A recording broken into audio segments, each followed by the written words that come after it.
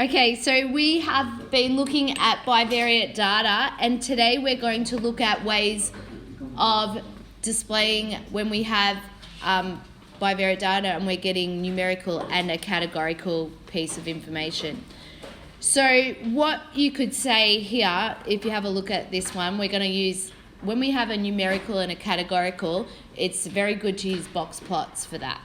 So, and parallel box plots are pretty good at that. So when you have these data, so if you look down here at our one that they're looking at, the relationship between salary, so that means how much they earn, so that's a numerical data, and the age group they're in. So if you look, you're going to get these graphs, and you're going to have to say whether they're associated. Remember, like what I was saying the other day, where we looked at the percentage frequency tables and we said if there was a difference, there was an association. So the same here.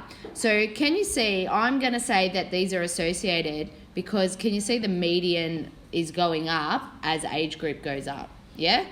So I could say I believe that there's an association between the age group you are and the salary because the median increases from whatever it was, like 24,000 for the age group of 20 to 29, up to, 32,000 for the age group of 50 to 65, whatever. So this is average salary. So you could comment on that. What are other things that we could notice about it is that obviously when you see how the box here is small, and then when you get down to this bottom one, it's a lot bigger. So what that means, so when you might want to write a note on that, when you have a bigger, the box is bigger, it means it's more, it equals more variable. So what does that mean? It means like there's more, it's sort of ranging, there's lots of more combinations. So it makes sense if you're looking at this data because 20 to 29, you might be still at university. A lot of kids are just, their working is part-time or whatever, you know, or you're just out. You're not a qualified person. So there's not that many, you're all sort of earning the same sort of pay range. But then when you get up to 50 to 65 years, well, people have taken on a whole different occupations or professions or whatever they've done. So can you see how this is ranging a lot more? There starts to be a lot more spread there. And you also see there's these outliers. So, you know, you could have the entrepreneur that ended up earning a lot. So that would be a comment that you could do. So when you are commenting on like the spread or it's more variable, that's when you're looking at the IQR or the ranges. It's better for this that we use the IQR because of those outliers. If we use the range, this one's going to cause it to look a little bit off. There was one person that could be like Bill Gates, you know, yeah, he earns a lot more than everybody else. So there's the range would not be ideal there. That's when you want to use the IQR for that one there. All right, so I've put some examples of the reporting so that you can follow it if you have to report on something. Generally, the medians are always the best one to say when there's an association. So if they've changed, use that.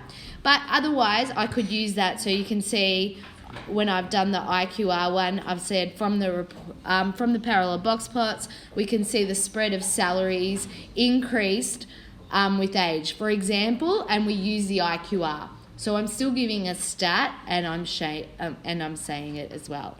One of the other changes that we've noticed as well is the shape. Can you see that this starts off as symmetric?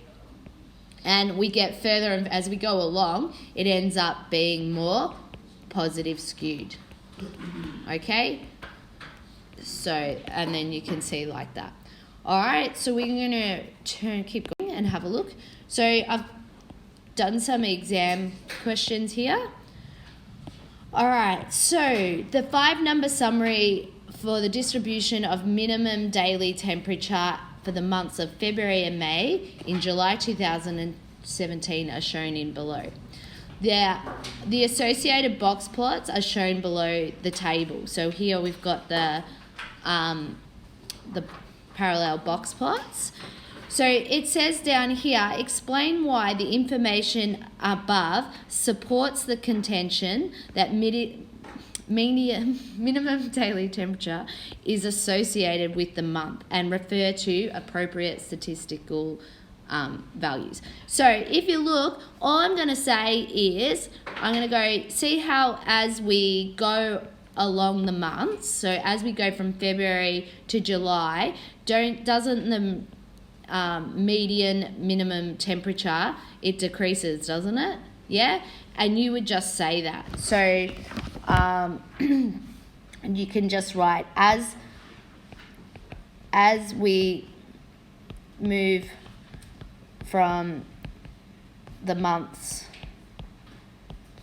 of February to May to July, the median minimum temp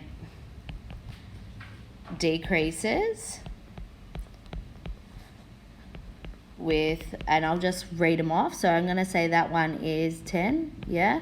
This one looks like it is, what do we reckon that one is? 7? And what's this one? Oh, does it say them? Oh, sorry, yeah, we did too. Thanks for that. So they're up here, aren't they? So what was the median for, they're here, yeah?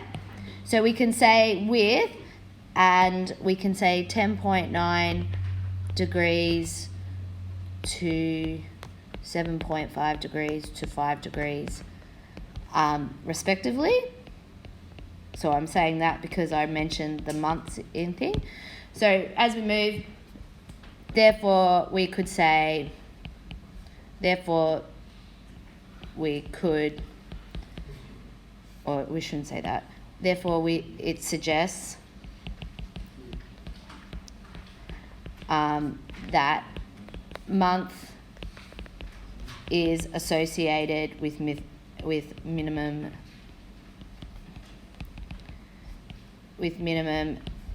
what was it? Minimum daily temp. No, you're just quoting the variable there. So you just say that the month is associated with the minimum daily temp. So if we look at the shape, this one's positive skewed with outlier. And as you move along the months, it becomes less, it comes more to negative skewed, doesn't it? Or symmetric. But this one sort of looks negative now.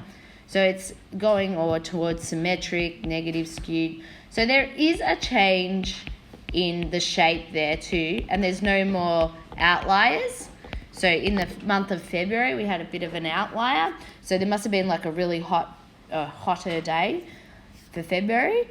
But it's not really clear, and I can't really say whether it is. So why would I do that sort of stat? I'm going to use one that I'm confident with, which is the median.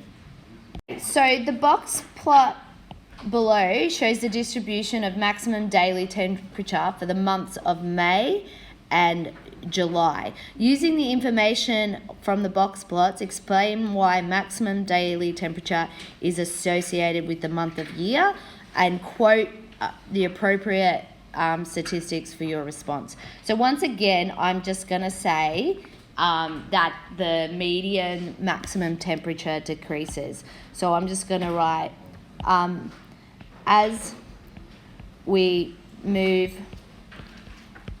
from the month of May to the month of July, even, we see the median max temp decrease from, so what was this, 14.5 degrees in May to, what's this one, 9 degrees in July, suggesting an association. Okay. So I took the answers from the examiner's report to show you so that you have a nicer one, probably because my language is not the best. So the medians for the 2 months differ. In May, the median temperature was 14, while July was maximum of 9 degrees. So the answer needed to refer to the difference, which we did. We said that it decreased, so we were okay with that, between the two medians. Simply quoting the two medians' values was not sufficient. So see how we mentioned it decreased? So we've told them that there's a difference, so that's okay. Accuracy in reading the scales was an issue for some students, so you've got to make sure you read them off properly. Alternatively, comparing the two interquartile ranges values could have been used as a difference in the IQRs, also to indicate there's a presence of association. So if you have a look at them, the July is positive skewed, where May is symmetric, or they're saying the IQRs, July is less variable than May, which is more variable because this box is different. And then it says, it appeared that some students confused maximum daily temperature with maximum of the box plot. Oh, that's just being stupid. Some students referred to the average or mean. It's not the mean, it's the median in a box plot. So that's what the examiners report. So they're very good, so you can see what little mistake is made and you know not to do that.